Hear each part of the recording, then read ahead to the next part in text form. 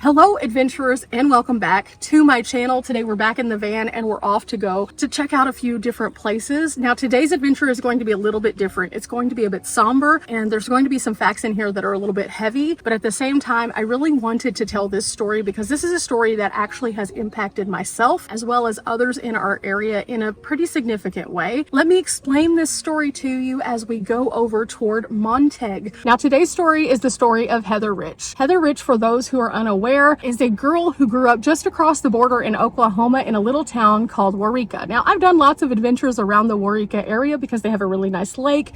They have some interesting other things, including a nice veterans memorial, but they are also the home of Heather and her family. They lived there while she was growing up. She was an average girl and she was only a little bit older than me. This happened in 1996. I graduated in 2000. So just about the time that I was entering into high school is when all of this was transpiring. And that's going to be important because I think you'll understand why it linked to all of the people in this area when you hear the remainder of Heather's story. Heather was well liked. She participated in lots of different activities, and because she was from a small town, she ended up in a lot of different social circles. In small towns, that's what happens. Everybody knows everybody, so it just kind of is what it is. She was hanging out with a group of people and they invited her to a party. What person in school hasn't gone to at least one party? This is a very common thing. So Heather went to this party. Now, somewhere along the line, the party kind of went sideways and Heather started hanging out with these guys, and these guys did not have Heather's best interest at heart. In fact, kind of the opposite. They ended up pulling Heather away and isolating her from the party, going on a drive down some dirt roads. In small towns, we call it backroading. People do it all the time. But in this particular instance, they crossed over the state line and went into Texas,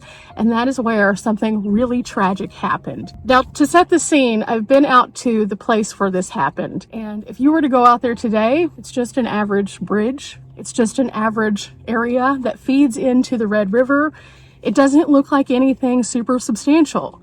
It's just on a back road that farmers go down and not a lot of people are there, which probably brought a little bit more allure to taking her to this location. Now, this location is a place that is way outside of any of the towns.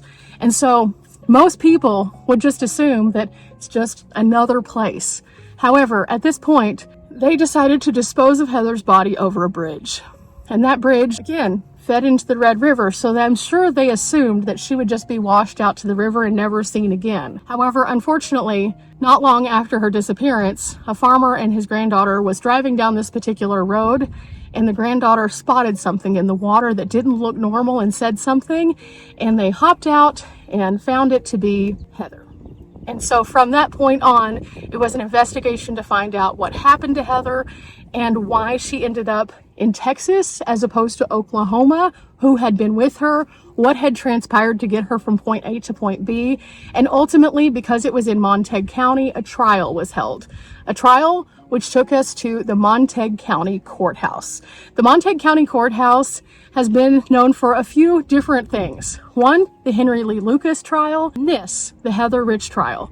Very large trials that have happened in a very small county as a result of people just existing in the space. Now, this was a media frenzy. People took over the courthouse in droves trying to find out what had happened to the girl from Oklahoma. And I have to say, as a person who wasn't much younger than that, we all took note because that is terrifying to know that something like that could happen. Now, from a travel standpoint, I wanted to share this story for another reason, however. You never know what has happened in the places that you're going to. And it's always important to learn about the places that you're going to from a capacity of knowledge and brain wrinkles, but also safety. If it is a recurring thing where things are happening that are tragic or bad, it is good to know about those things. So sometimes, even though the ugly truth is bad things happen as a one-off, other times you may be entering in an area that could be pretty bad. I've gone to a couple places where there were parks that were on iOverlander, and if you read through the reviews, people would talk about their glowing reviews of their stay. However, if you look a little bit closer into some of those areas have a very nefarious situation kind of ongoing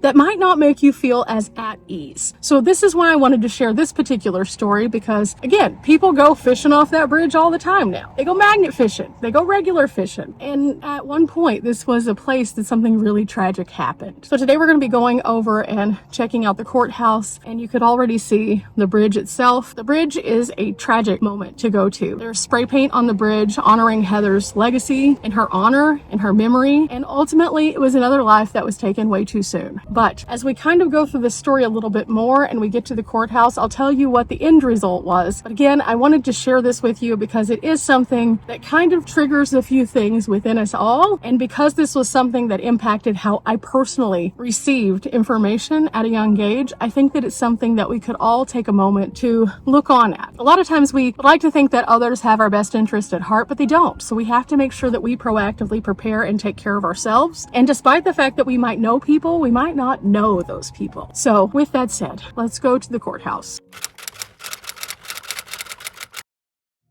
Here at the Montague County Courthouse, they began the trial. This place was packed. It was swarming with people. There was no parking around, and news crews entered into our county and really started to put our county on the map in not such a positive way. It was through these doors into one of the courthouses that everything took place, and it was said to be standing room only and at times very volatile. This is the Montague County Courthouse, which has some interesting history to it itself, but that piece of history on that particular time is one that really changed a lot of people's perceptions. Now, if you look up the story of Heather Rich, there's a lot of things that were said about Heather in regards to the fact that she was a normal teenager who did a lot of questionable things. At the same time, it's not her fault that people did terrible things to her. And that's one of the things that we also have to remember when we come to places and we see them for what they are. We need to remember that a victim is still a victim. No matter what background they come from, no matter what happens to them, that is still a victim, which is why we have court and courthouses to tell us a little bit more about the guilty parties. Now, who were the kids that were involved in this, though, and what happened with them? Now, this story isn't over, though. Both trials for Josh Bagwell and Curtis Gamble did not take place at the same time, nor did they take place in the same places. One set of attorneys filed for a change of venue and ended up going up to Fort Worth. The other had a much more financially stable family, and they were able to hire someone to come in and represent and do a little bit more footwork. Now, with that, the outcomes ended up vastly different as well.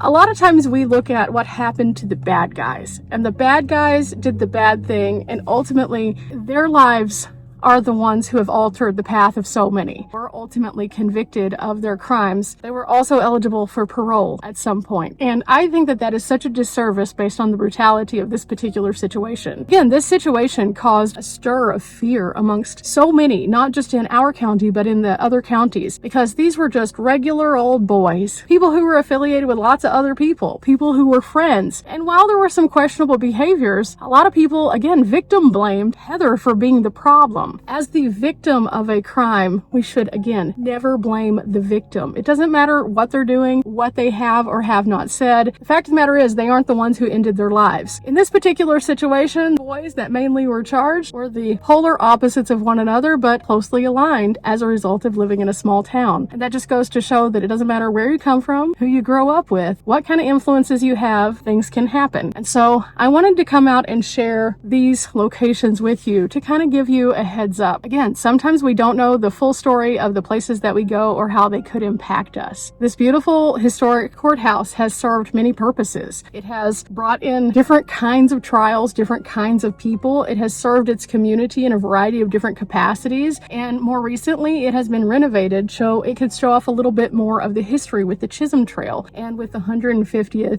However, it also has served the community through some of the darkest times, like the trial we talked about today. But additionally, the other locations that we've been to, we've gone through them as a tourist through Waurika. They host every year a rattlesnake roundup for people who just want to get out and do something interesting. Not my jam, but just to kind of show you. But underlying those fun festivities that they have some dark moments as well. And so when you go to places, try to see the full picture and how that has impacted the community today and how that they have grown and moved on from tragedy in many cases. I think that if we explore a community not just at the surface level, but we dig a little bit deeper, we can see how those communities have impacted the people who live in them, the people who travel through them, and the places that we're seeing today. Remember, guys, we're not here for a long time, but we are here for a good time. But sometimes that good time needs to take a step back so we can learn just a little bit. Till next time. Bye.